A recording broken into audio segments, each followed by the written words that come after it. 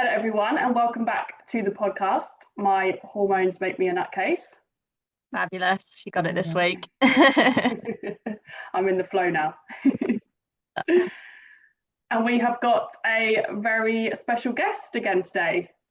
Absolutely. If you're on our Instagram, she's actually sat next to me today because, well, the internet was quite involved, so she came around mine instead. Yeah.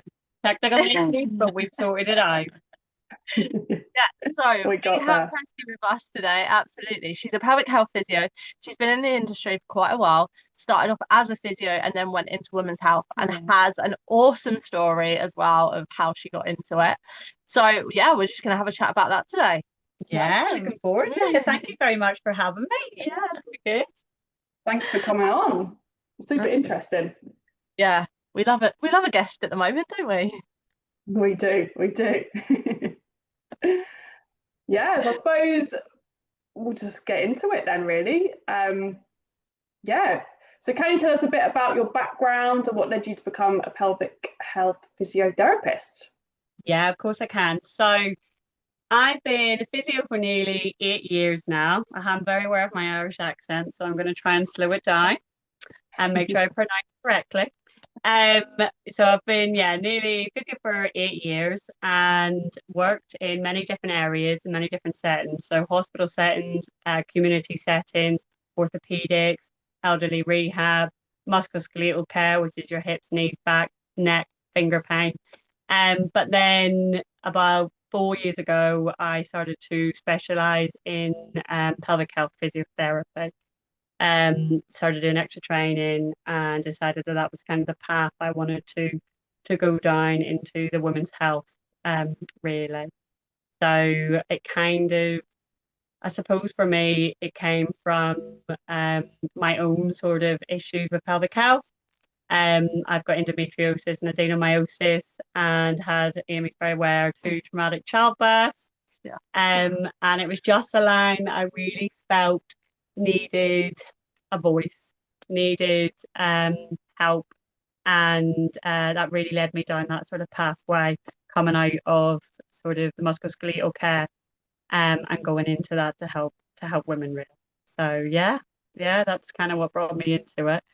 And I think it's an area that really deserves help, and we multitask daily, as you girls know, and we tend to suffer in silence. So that kind of led me down that pathway, really. Oh my gosh, yeah, suffering in silence. Yeah, that's like how women do it, isn't it? We just crack on. We tend to just kind of go, we'll deal with that later. And yet later will come, and it'll be 10 years later, and you're still suffering, and your symptoms can get worse. And I'm a big believer that you should never suffer in silence and that there is help out there. And I'm such an advocate for shouting about pelvic health physio, my bread and butter. But I think it's an area that needs education and awareness that is out there, which is why I went into that line of work, really. So yeah, that was kind of what drove me into it, my own issues, and caring, really, trying to raise awareness. Absolutely. Yeah, amazing. It's mad, isn't it? Because like in other countries, a lot of people probably know what a pelvic health physio is, whereas in our country, not many people know. Like I speak to people all the time and they're like, what's one of them? No. Or how do I contact one of them? Or they'll be like, oh yeah, they might know, but they'll have been on a waiting list forever because there's not many. Yeah, and I suppose the terminology for pelvic health physio hasn't been around for long. So a pelvic health physio tends to see women or men. I see women, but I know physios that can see women and men. But it used to be women's health physio or men's health physio. So that terminology has kind of changed over the last couple of years. And really, a lot of people will say to me, even physios will say to me, what is a pelvic health physio? Because it's such a niche area. It is expanding and it's getting a lot bigger. But it's such a specialized area that needs sort of adequate training and more training. And it's one of those, it kind of is growing and expanding. But I suppose the biggest thing is to say, what is a pelvic health physiotherapist? What do you do? Yeah. And really, I kind of describe it. So pelvic health physios tend to see any age group of women. Like I say, you will have physios that treat males, but I predominantly treat women. It can be women that may be pregnant, they may be postnatal, they may be going through the menopause, maybe perimenopausal, they may be post-surgery, so it might be hysterectomy side. And they tend to either be treated, they can be treated in the community, they can be treated in a hospital setting, they can be treated private and NHS. So I myself work in the NHS, but I also do private. But there's many sort of different areas that you can work to be a pelvic health physio. And the sort of main sort of elements that we tend to see would be bladder and bowel dysfunction, or should I say bowel, because it's bowel in Ireland. You have your sort of urinary incontinence, so wetting yourself tends to be a big one. Urgency is the other thing with the bladder side, bladder pain as well. A lot of women suffer bladder pain. You also have sexual dysfunction. So a lot of women with sexual dysfunction, and that is the other area I tend to shout about. So whether that be sexual pain or wetting themselves during sex is the other one that you tend That's to. interesting. Yeah, people don't. This is why I do what I do, because a lot of people don't actually talk about the sexual dysfunction side. We might sort of symptoms and conditions that we might see. Maybe you might have heard of prolapse. You ever heard of prolapse before? So that sort of vaginal heaviness, that dragging sensation, a bulge. And again, that can be any age group. Doesn't have to be in the elderly. That can be our age group. That can be postnatal. That can be your athlete. That can be your gym goer. And we tend to treat and manage prolapses. If they're severe, then we may refer up to gynae to see the consultants. But they're another area that we tend to see. And sort of bowel dysfunction would be things like constipation, fecal incontinence, which is basically pooing yourself, and not. But fecal urgency, so not getting to the toilet in time and pooing yourself. That is definitely an area that I think women tend to really not talk about. But we manage that as well. So there is a lot of different areas. It's not just the pelvic floor that we tend to see.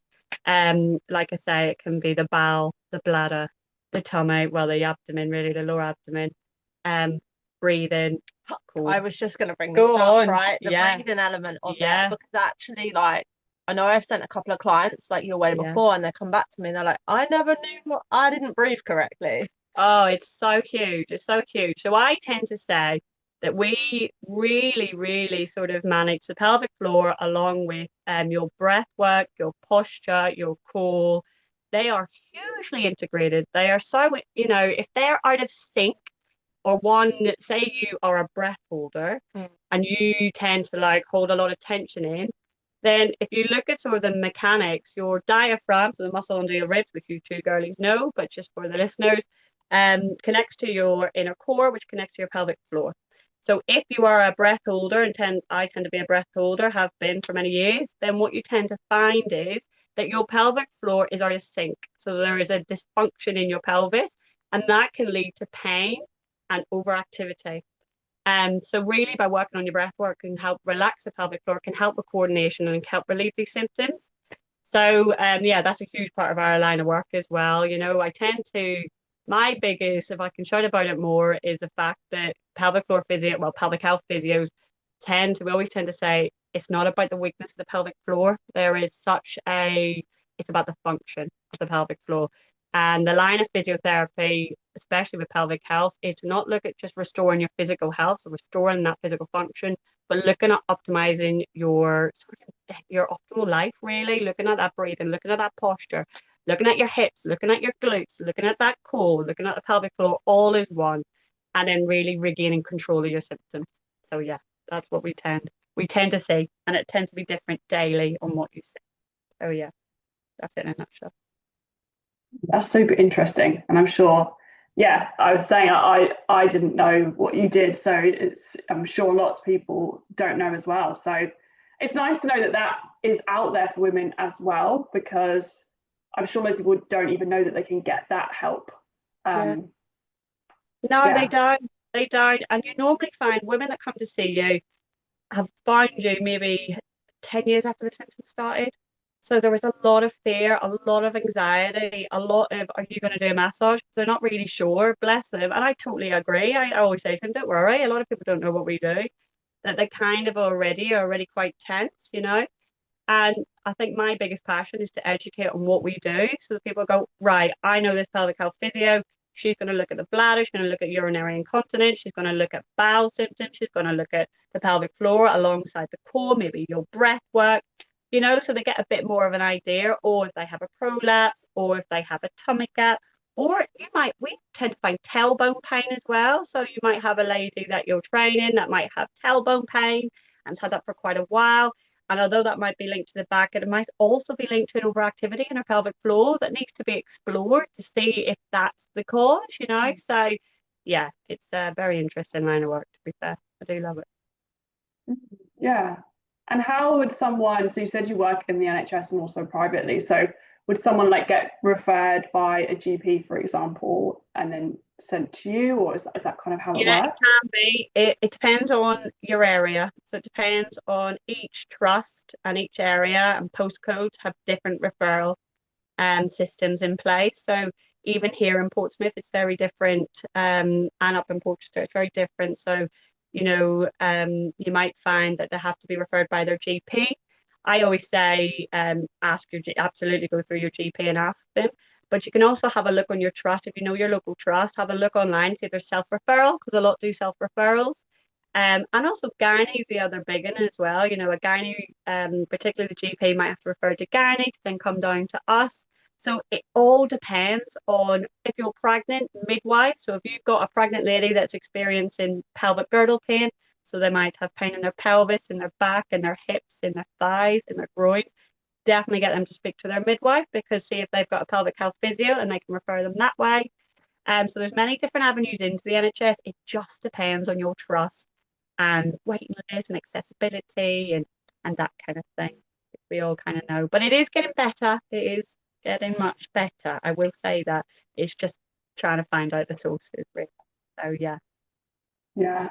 And I suppose if you have got the money and you want it quicker, then there is the option to go private. Absolutely.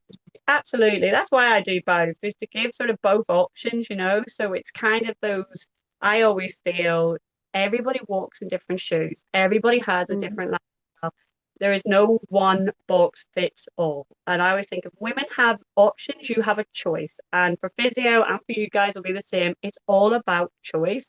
And it's giving them options and saying, well, here's it here, here's your options. What would you like to do? And as long as they know it, then they've made an informed choice. So yeah, absolutely. So if you had someone that was going to go private or looking to go private with you, now how would you go about that? Is it something like they come in for a consultation, they pay for the consultation, you'll basically tell them what is, say, wrong, for example, and then you say, right, if you want further treatment, this is what we'll do and this is how much it costs? Or could they just come to you, get the consultation, find out what's wrong with them, and then go away with that and do whatever they want with it? Yeah, absolutely. It depends on the client that's come in. It depends on the person that's come in. So say, for example, my sort of initial appointments tend to be, I will send out pre-health forms and find out what their main symptom is. So I know what part of the body I'm dealing with there. Am I dealing with bowel? Am I dealing with bladder? Am I dealing with bladder and bowel? Am I dealing with pelvic floor? Am I dealing with the core? So it gives me an idea, and also their sort of length of time they've had those symptoms. Is it acute? Is it chronic? And then what I'll do is bring them in for a session. I tend to do a big subjective, which is basically finding out about their symptoms, really delving in, because I always think, and you guys will be the same, these are symptoms that people don't really speak about. They might mention it to their friend once when, you know, when they've just said it and been like maybe a couple of wines in, or if they don't drink, just mention it in convo. And I always think that women should have a space and a safe space to say, this is how I feel. This is what has happened to me, whether it be dismissive, whether it be, I'll get it out your head, whether it be, well, every woman has these symptoms. I kind of given that space to open up, because that will also help reduce symptoms, because that will reduce tension and pain. So I tend to do that first, and also find out what their goals are. What do they want from this session? You know, what are they looking for? Are they looking for education? Are they looking for treatment? Are they looking for, what could this be? You know, it all depends on the woman really, and the person that comes in. And then depending on what they've spoken about, I will then suggest, maybe we tend to do vaginal examinations, which, you know, I speak to every client and every patient about beforehand. I send them an information sheet so they know what that entails, because it's a very private area that people tend, again, pelvic health, a lot of people don't know pelvic health physios can examine there. So, and I tend to will say to them, listen, this will give me an insight into assessing your pelvic floor and what the function is of your pelvic floor, not just the weakness. How does it coordinate with your breath work? How does it coordinate with your core? How is it working with your hips and glutes? What's going on? And I might not do an internal, I might not do a vaginal examination. It just depends on what that woman comes in, in with. I might assess their hips, I might assess their glutes, I might assess their back, along with the vaginal examination. You can also have a digital rectal examination, again, depending on your symptoms, which some physios are trained in. I myself am trained in, but not all pelvic health physios are. So that could be your constipation side and your sort of pooing yourself, the fecal incontinence side. So it really depends on what they come in with and what they're looking for. But I say blunt, but I'm quite honest and open. And I think you should be from day dot. I think you should be honest and open.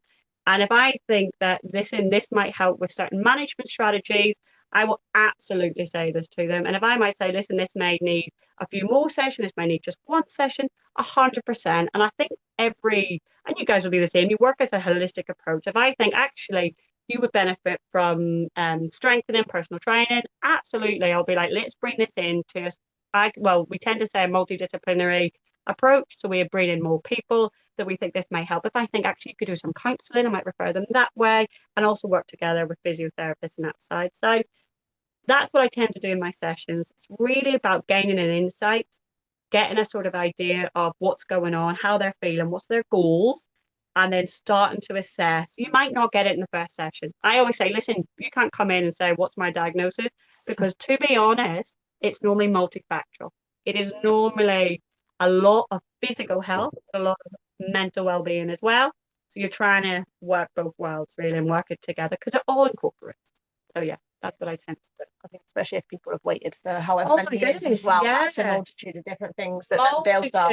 Yeah, and actually what they started with has now gone that way, and it's other issues that are happening because of that first symptom that happened 10 years ago. And I think because of own personal experiences, I want that woman to, and I say want to, allow that woman to offload, because I think there's nothing worse when you've been dismissed as that's a woman's symptom. You deal with that.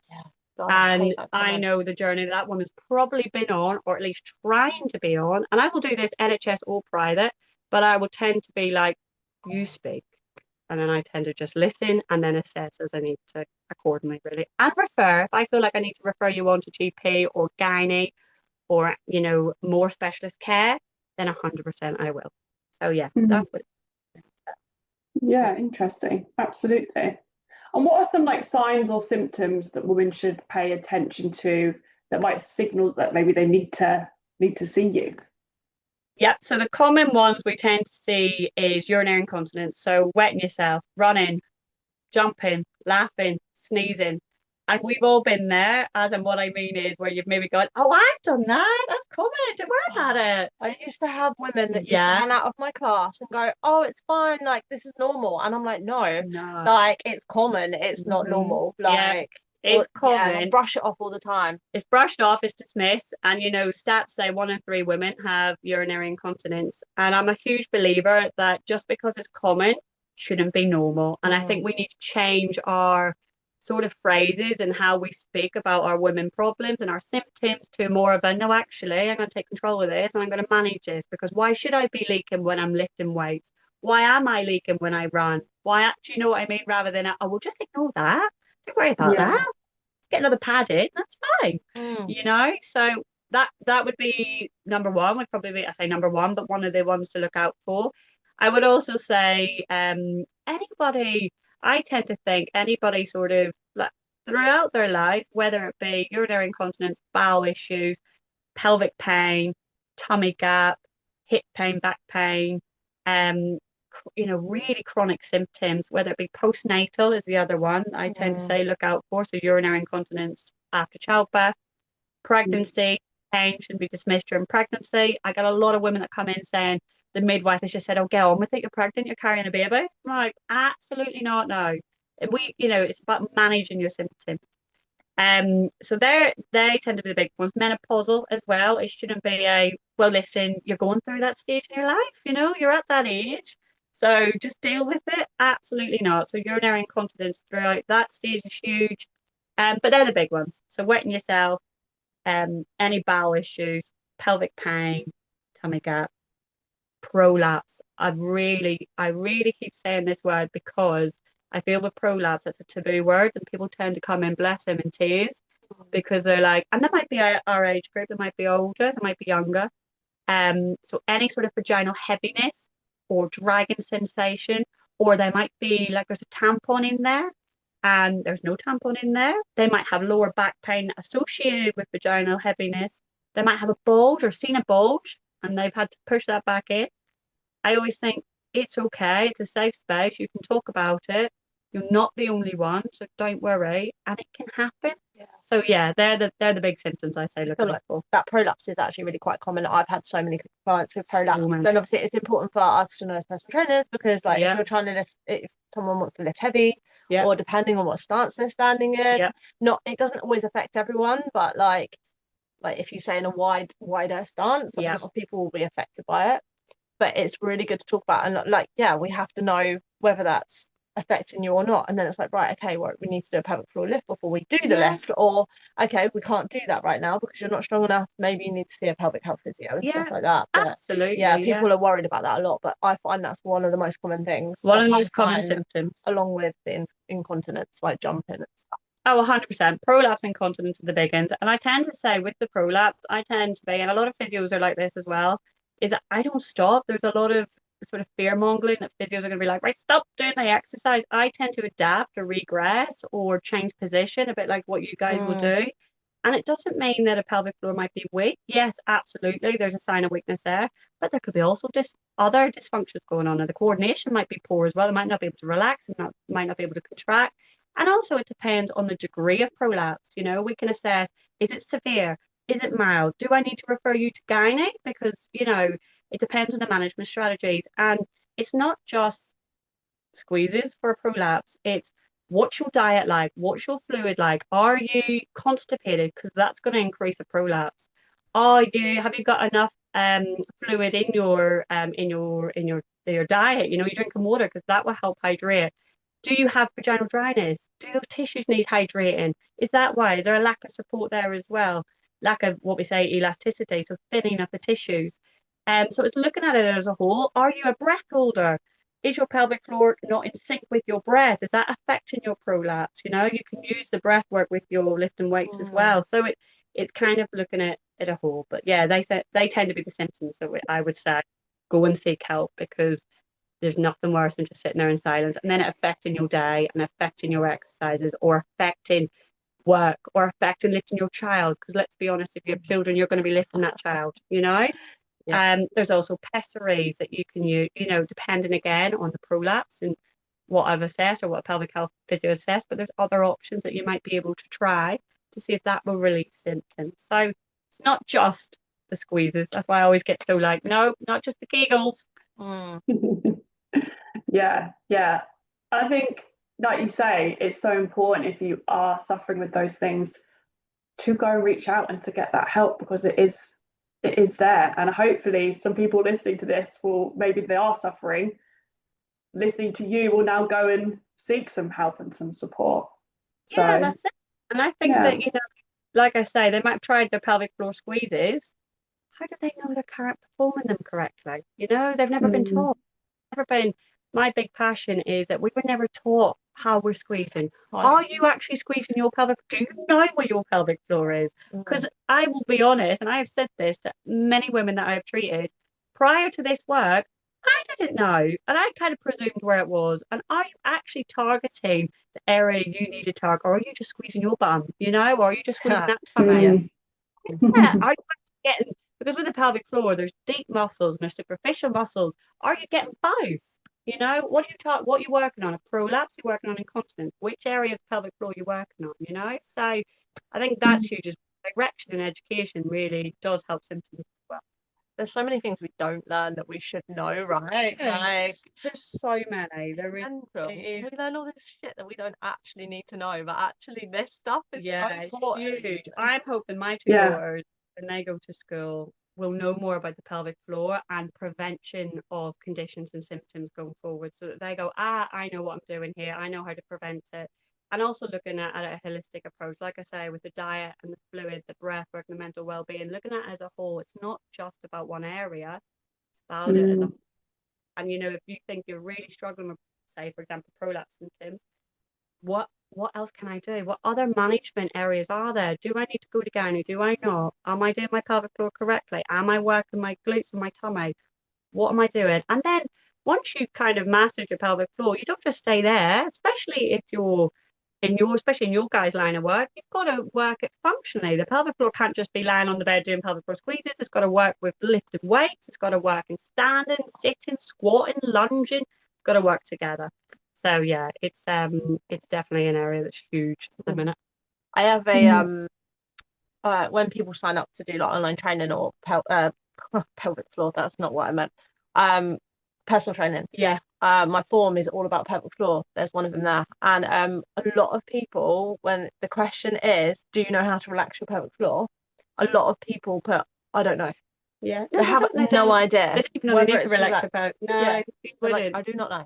No. And in fairness, I do say to people, all the women all the time, I actually don't know. You know, when I say, for example, I'm performing a vaginal examination, you know, you may have this really high athlete come in, or a gymnast, or, you know, a really keen runner, and they have urinary incontinence. Let's say they're wetting themselves.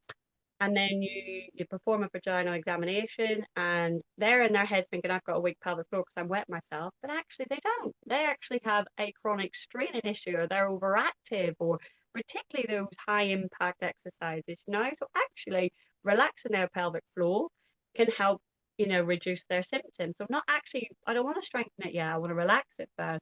But they would have no idea that their pelvic floor is quite tight. And not just your sort of exercise side. If you have stress or carry a lot of stress, that can affect your pelvic floor, and that can make it overactive and tight. So working out how to relax it is huge. Oh my goodness, it's so huge. And we as physios tend to we can use adjunct therapies as well. So depending on just, you know, doing your pelvic floor work, we might bring in a couple of sort of, say, what we call neuromodulation, which is a machine to help relax that pelvic floor. There's all different sort of breathwork, posture, those machines, those neuromodulation machines that can help in combination to relax it. But women don't even know that they need to relax it. Why do they need to relax it? You know, it needs to function. I always say a pelvic floor needs to function correctly. It needs to function optimally. So it needs to be able to lift, but it needs to relax. And if it can't do both, then that's when it can lead to dysfunction and pain. So yeah. That's interesting. And it's good that I think in this instance, you've also brought up athletes, because I find a lot of people say to me, oh, well, I've had a kid, so I'm obviously, like we said just a minute ago about the incontinence, they're like, I've had a kid, so I've got this. But actually, there's people that haven't had children that are incontinent as well. Yep, you don't have to have children to have urinary incontinence.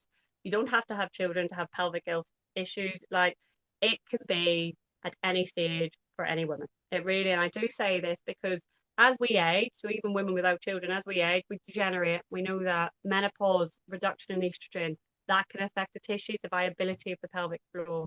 So you're right, it doesn't have to be a childbirth. It doesn't have to be. I think the taboo, there's a big taboo that you tend to find that people go, well, if you're fit and active, you're not going to have any pelvic floor issues. Absolutely not. You could be, like I say, you could be overactive. You could be the other way, you know? Like, that's probably me, overactive. Yeah. I reckon if you examine me, you'd be like, holy shit, no, you need to chill out. That's that like, pelvic floor. I'm like, right, okay. Yeah. And you know, they say that the pelvic floor muscles are the first muscles to react to stress. So although they're internal, huge component to how, you know, if we think of our fight and flight system, and say you feel that you're in stress and your fight and flight's gone up, you have increased muscle tension, and instantly your muscles are going to go like that. So over years, I squeeze my bum. I have to tell myself to stop doing that. I'm like, I stand there going, stop squeezing your bum. Yeah, stop it, relax that bum. It really drives me insane that I do that. And I've only been doing it last year, but that's, you know, you don't realise sometimes. You don't realise where at you all. Hold your stress. No, and I think that's the other thing, is realising you don't have to have children to have pelvic floor issues. You don't have to be, you know, somebody that is in their 80s or 70s. You know, that's the other one that I tend to find is, well, it's only going to happen when you're older. I don't need to worry now. Why should I prevent any issues going forward? And I always say, oh, no. Prevention is huge. If you can get on top of your pelvic floor, along with your core, along with your breathing, early on, you're going to help prevent issues going forward. But you also find women in their 30s in their 20s that have urinary incontinence, that have prolapse, that have bowel issues, that have pelvic pain. It isn't that sort of old school, well, you know, the 80-year-old woman that might have urinary incontinence. Absolutely not. No, it's completely, it's not age related at all, you know? Yeah.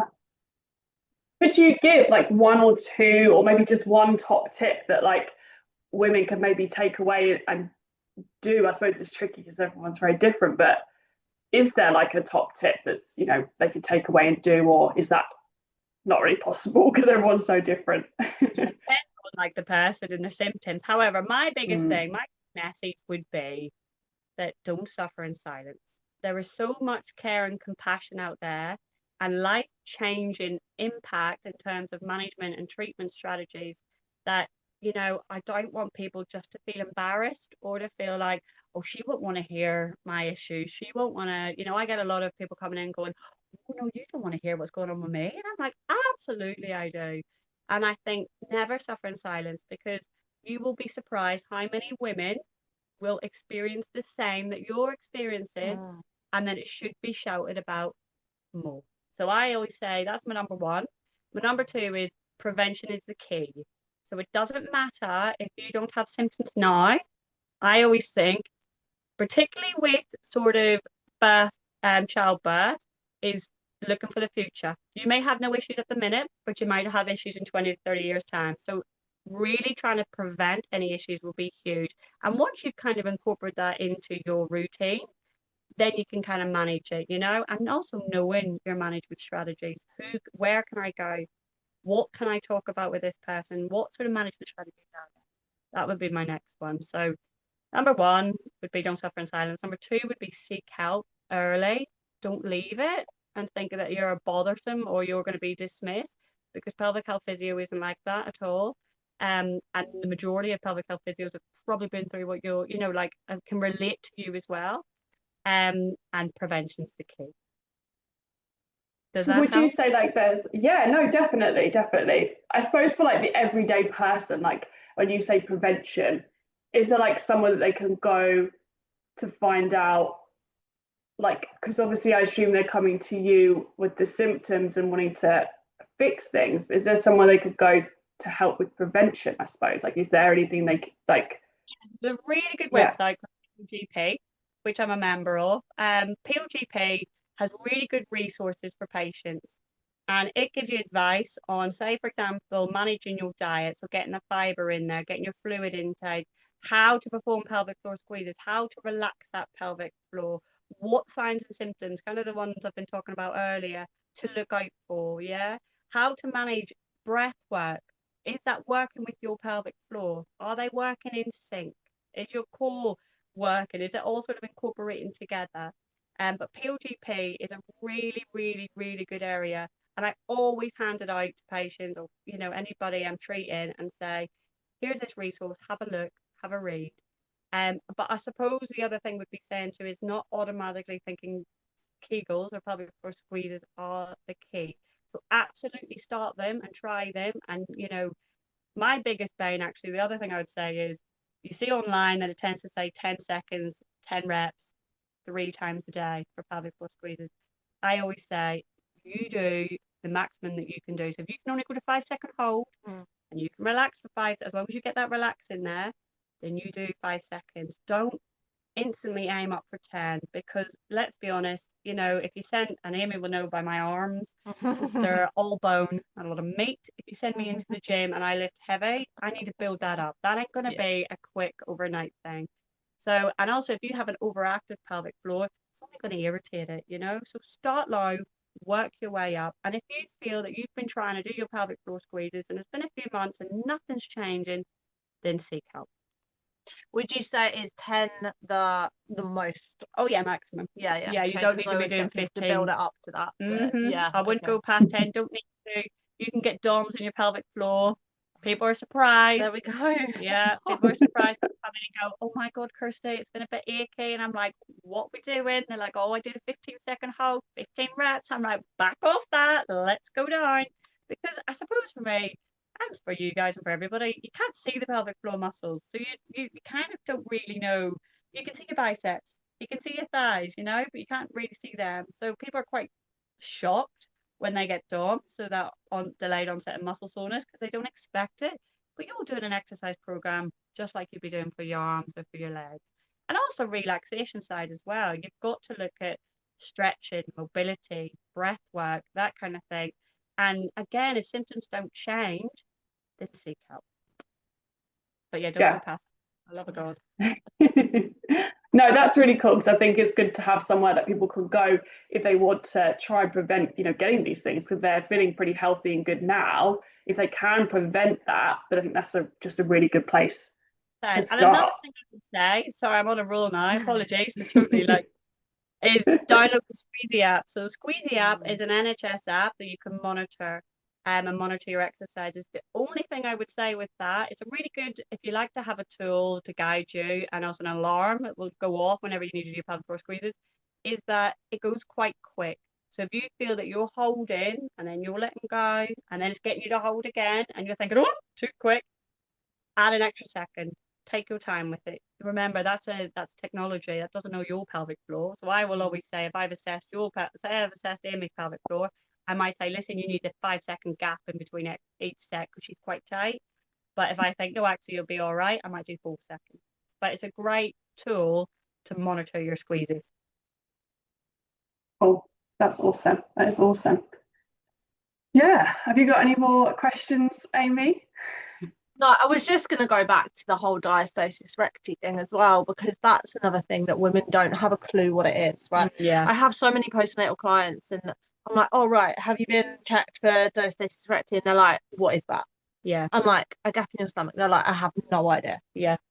So can you tell us a little bit more about that? Yeah, of course. So every woman when they're pregnant, your tummy, your abdominal muscles, they're going to stretch. They've got to accommodate for your baby. Postnatally, you will find that the majority, the gap will go back, but there will be some, about 33% at sort of that 12-week mark, going into sort of the 4 month to 6 month as well, that may still be present. And, I always tend to say it's about function, it's about, especially with a tummy gap, because a lot of people can struggle with rolling, standing, lifting. And I always say, well, it is about, yes, the look is, I mean, I think Instagram can be the downfall for this, for whenever women jump back post, native, because it's like, wow, look at me now, look how fabulous I look. Yeah. And I always think, well, actually, no, you've got to give it time to recover and heal, especially with a tummy gap. And I would say get on top of it. So a tummy gap tends to be the separation. So you've got the linea alba, I know you can't really see, but you've got this connective tissue all the way down, running down your midline. And then you've got your six-pack muscles that attach to it. And during pregnancy, they stretch. And they're the ones where your tummy gap is. That's what needs to come back together. But it's not just about the six-pack muscle, it's about the deep core, because that's going to attach to your pelvic floor and your diaphragm. So you have to build inside out. But yeah, if you're struggling with your tummy gap and you're struggling with your function and you're struggling to lift a roll or stand, absolutely seek help. And it really will help building that core, because it is your core is your I say it's your epicenter of your body in terms of stabilizing, because it's in between your pelvis and obviously your upper chest. So yeah, if you have a woman struggling with it, then they should absolutely seek help. But it's important to work inside out. So go deep core first, work your way out, do your obliques. So you transverse abdominis, work out to your obliques, then work that rectus abdominis, that six-pack muscle. And look at your ribs, what's your ribs doing? Because that can affect the tummy gap. So if you have a rib flare, they're coming outwards, that can affect the rib flare. And what's your pelvic floor doing? Do you have symptoms of continence? Do you have symptoms of prolapse? Because that's going to affect your tummy gap. It's all got to work. Remember that sort of in sync when you're breathing and working with your diaphragm. It's got to go in sync. So yeah, that's what I think. I think maybe it's a question to ask if you have a midwife appointment, when you postnatal check, to go in and actually ask the doctor, have I got? I will say this, you won't get it in the NHS. And I tell you why. It's because it's function, not aesthetic looking. So, and what I mean by that is you tend to find that tends to be well, it will go back together again, go away, basically. It's so bad.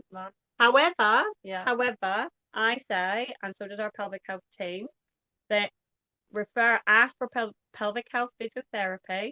You don't always get it in every trust, and you don't always get it on your postcode. Again, like I said before, it depends on what's there, and your funding depends who's there.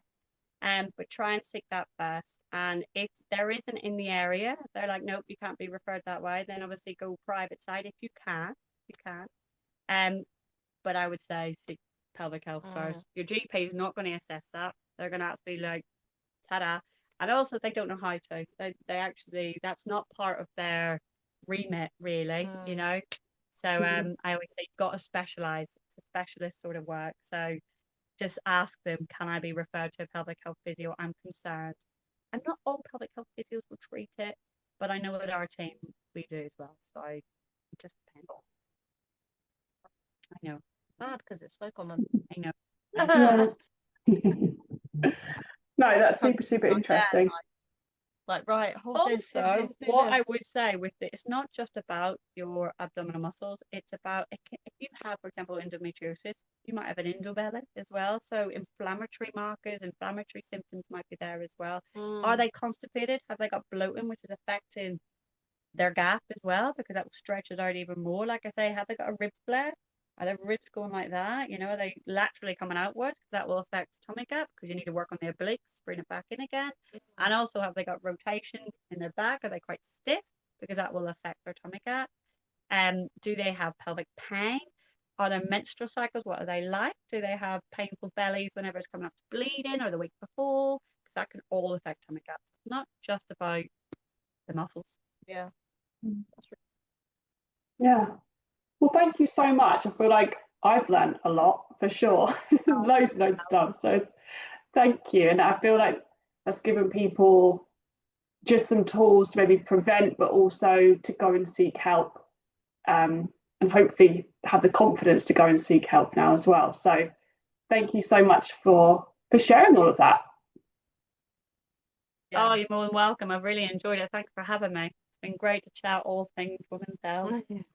What we do every time we meet up. We don't talk about I know we don't talk about it.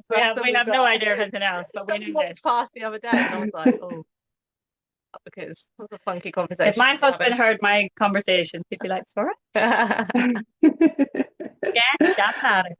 He had. Absolutely. I think that's what we've got to do. Talk about it. So it's not taboo, and that's what I talk about with my clients all the time. Now they just come in and go, oh, this happened or this happened, and I'm like, they're like, it's not TMI, is it? And I'm like, no, literally tell me everything. Never. I like that TMI. Never too much TMI.